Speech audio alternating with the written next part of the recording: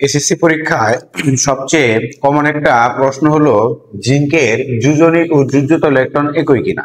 এখন এই প্রশ্নটা খুবই ইম্পর্টেন্ট একটা প্রশ্ন, যা অনুধর্মূলক এসে থাকে যে যুজনিক যুজ্যত ইলেকট্রন একই কিনা। এখন এই যে দস্তা দস্তা বলতে কি বোঝায়?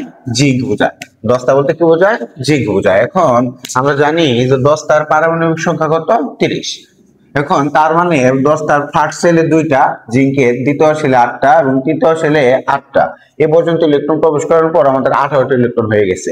আমরা হাউবভ নীতি অনুসারে জানি যে অরবিটালে 3d অরবিটালের আগে 4s অরবিটাল ইলেকট্রন আগে প্রবেশ করে। কারণ কেন? কারণ 4s অরবিটাল নিম্ন শক্তির অরবিটাল, এই জায়গায় n+l এর মান কম।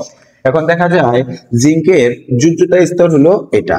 আমরা জানি যুজ্যতা স্তর বলতে বোঝায় কোন মৌলের সর্বশেষ শক্তি স্তরকে, মানে ইলেকট্রন বিন্যাসের সর্বশেষ শক্তি স্তরকে তার যুজ্যতা স্তর বলে।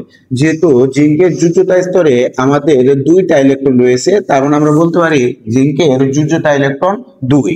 আবার আমরা জানি একটি পরমাণু অপর একটি পরমাণুর সাথে যত সংখ্যক একযোজী মৌলের সাথে যুক্ত হতে পারে তাকে তার যোজনী বলে, অথবা তার সর্ববহিষ্ঠ শক্তি স্তরে ঠিক যে কয়টি বিজোড় ইলেকট্রন থাকে তাকে তার যোজনী বলে। একযোজী পরমাণু বলতে এই জায়গায় সাধারণত হাইড্রোজেন এবং ক্লোরিন ইত্যাদিকে বোঝানো হয়ে থাকে। যেহেতু এগুলো হলো একটা একযোজী পরমাণু, এক্ষেত্রে আমরা এটা জানি জিঙ্ক যত সংখ্যক একযোজী পরমাণুর সাথে যুক্ত হতে পারে তাকে তার যোজনী বলে। দেখা যায় জিঙ্ক ক্লোরিনের সাথে যুক্ত হয়ে আমাদের জিঙ্ক ক্লোরাইড ZnCl2। এক্ষেত্রে জিঙ্ক যেহেতু 2টা ক্লোরিনের সাথে যুক্ত হয়েছে, এক্ষেত্রে জিঙ্কের যোজনী কয় ব্যবহার হয়েছে? 2 ব্যবহার হয়েছে। আবার যদি আমরা এটাও দেখি যে জিঙ্ক অনেক সময় ZnSO4 ব্যবহার করে থাকে, মানে যৌগ গঠন করে থাকে।